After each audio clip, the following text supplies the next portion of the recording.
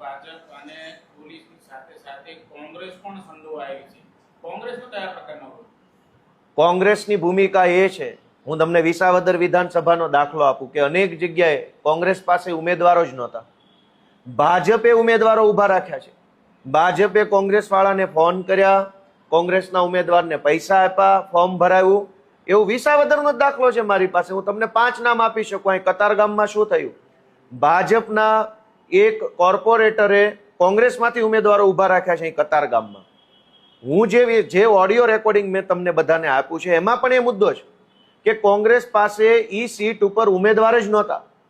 ભાજપ વાળાએ કોંગ્રેસમાંથી ઉમેદવાર ઊભો કર્યો, કીધું કે મત તોડવા માટે ઊભા રહ્યો.